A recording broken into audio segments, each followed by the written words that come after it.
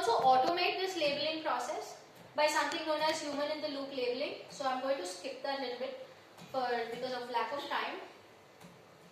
Now let's look at some of these deployment options, right? Because I have the hardware set up already. So somebody was asking accelerating using GPUs. So typically you will need GPUs to train AI models. So in MATLAB you can actually set the training environment. For example, here you have this option called execution environment, and you can set them to different options. You can scale them from, let's say, a simple CPU to multi-GPU or a parallel environment. Let's say I have all my GPUs on cloud in AWS.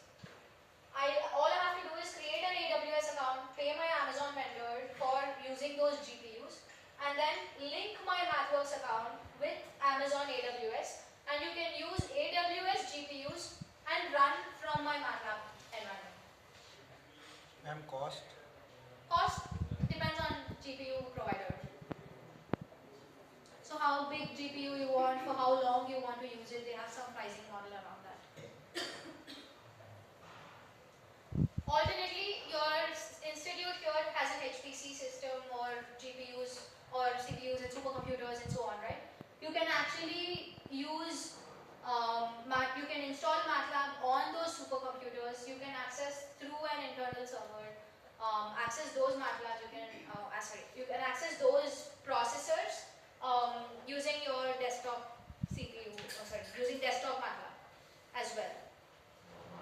So there is setup involved, obviously, in all of this. AWS also there is quite a lot of setup involved. You'll have to create an AWS account, choose the right GPU, create MathWorks account, and link your license with the AWS. But the good thing is they are pausable. So for Microsoft Azure, AWS, all these cloud servers we have tie-up with. So you don't have to go and install MATLAB on AWS servers. It's already available. All you have to do is sign in with your MathWorks account.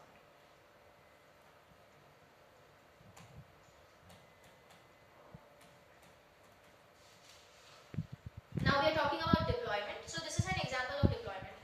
So deployment happens on different types of boards.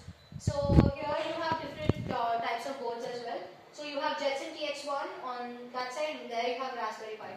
So the challenge when we talk about deployment is each of these hardware providers, they have their own specific libraries and their own coding platform. Even languages are different. So when I build an AI model, I'm not really optimizing for which target at the stage of building it, right? So what typically happens is a lot of effort is spent in prototyping and then converting all these prototypes into target specific code. Let's say you hired an engineer, ask them to write C++ code to target Raspberry Pi, and then eventually realize that the inference speed that you're getting is not optimum, and you'll need a lot faster inference, and you realize I need to switch to a different vendor, like a higher platform like Jetson or some GPU, then actually you need to rewrite all that code into a different language. Which is where industries prefer platform like MATLAB, because it's able to do auto code generation for most of these platforms. So when we talk about auto code generation, so whatever we build, right, like this transfer learning model that we built, it's all in MATLAB environment. So from MATLAB environment, it has to target NVIDIA library, it has to use these NVIDIA libraries and write CUDA code to target those libraries. And I have to, this code is totally independent of MATLAB. It's running without MATLAB. And how do we do that? I'll give you a small demo now. So what I'm going to show you is an edge detection algorithm, and we are going to deploy it on our NVIDIA Jetson. So I have a Jetson developer kit which is sitting there. So let's fire that on.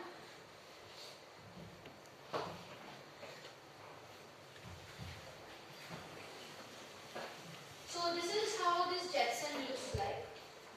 So what I have is a developer kit. So it's essentially a GPU, and it can run completely independent. It's Linux on this, so we don't have MATLAB on this. So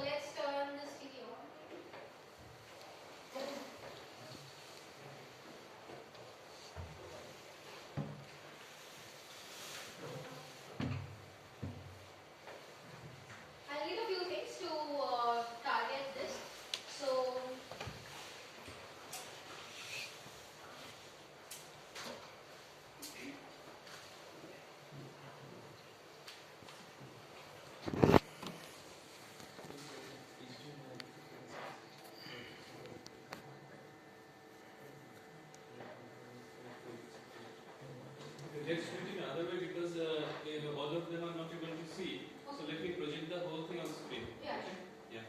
Parimal, take out the HDMI cable and connect the camera.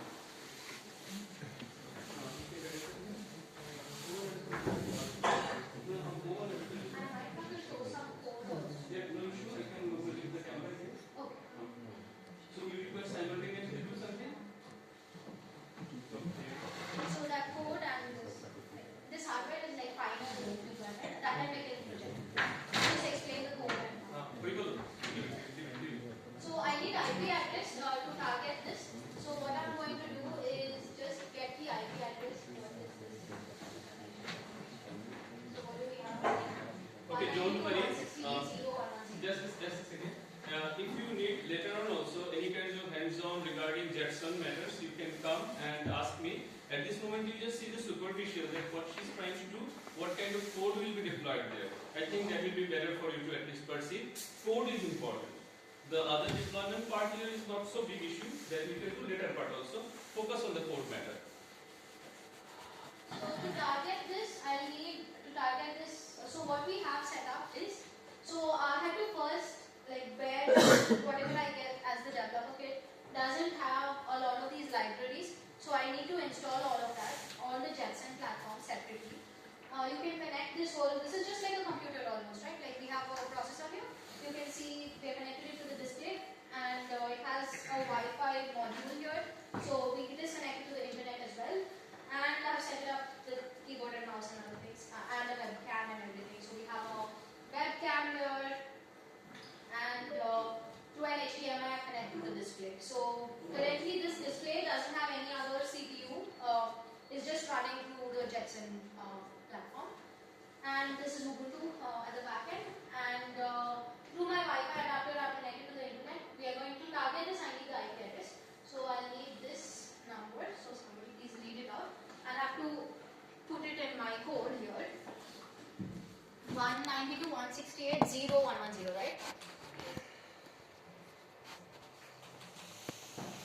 The key is both of these computers need to be connected to the same Wi-Fi network, and I'm giving the ID and password for Jetson, and we can run this. I'm actually creating a hardware object, and so what is happening right now is MatLab is connecting to the NVIDIA platform, and we have extracted all these things. So what all hardware is connected to it and what libraries are installed on that platform. Okay.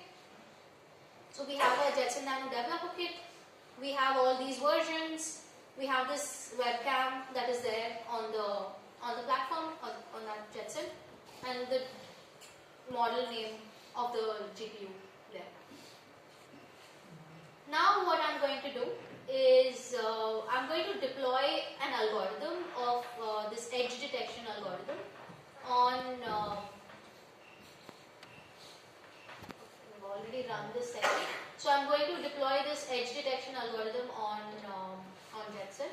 So this algorithm is there in MatLab. It's called a Sobel edge detection .m file. So this is the file. It has few convolution layers just for demonstration purposes. It's a much smaller model compared to AliceNet and so on. We have 2 convolution layers, and we are doing a simple processing here.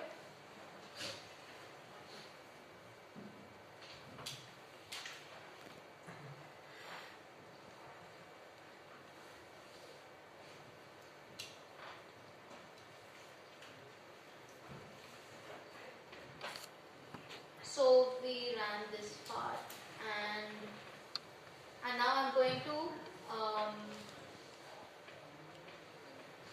sorry, just give me a minute while I have to be in the right path. I'm not in the right path for extracting that function.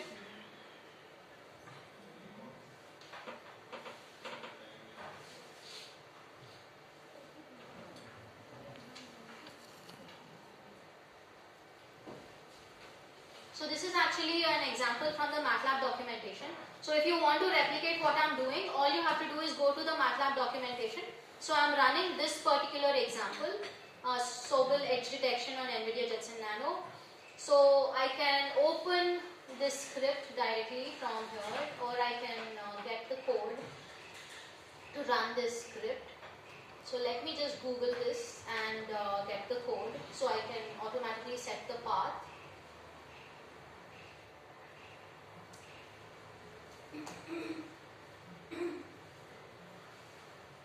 So actually MatLab has very extensive documentation and something known as shipping examples.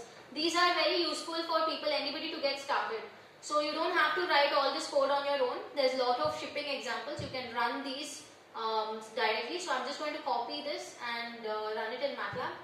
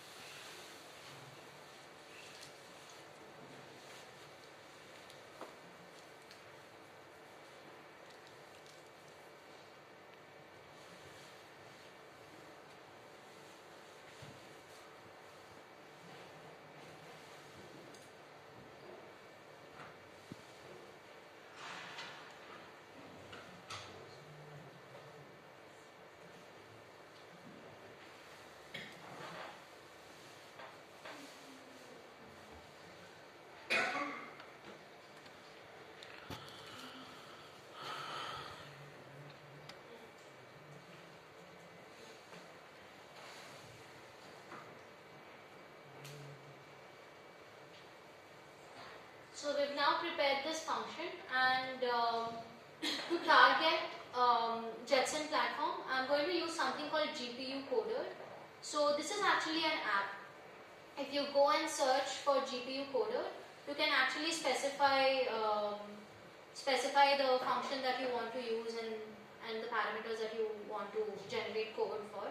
Now instead of doing it in the app interface, I'm actually going to do it in the coding interface. So here we are specifying like where I want to build this on the hardware platform. So we are building it on this in this platform called remote build directory. And we are actually generating a CUDA executable which is deployed on the target through Wi-Fi.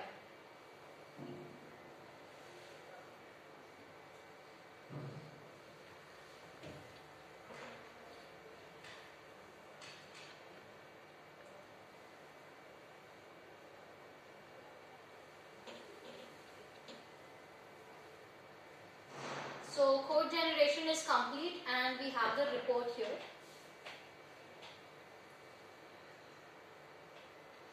So what you're seeing here is this particular Sobel edge detection code. You can see multiple files that are generated here. Some of these are CUDA files, you see these here, or .cu files. Some of these are C files as well. So multiple languages we've been able to generate code.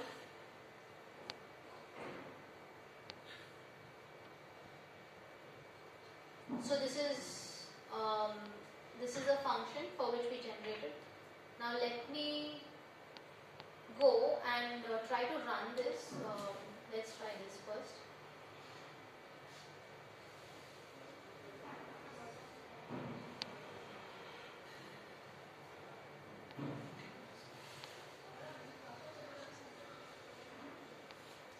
So let me open the file over there in the Linux environment using the generated file.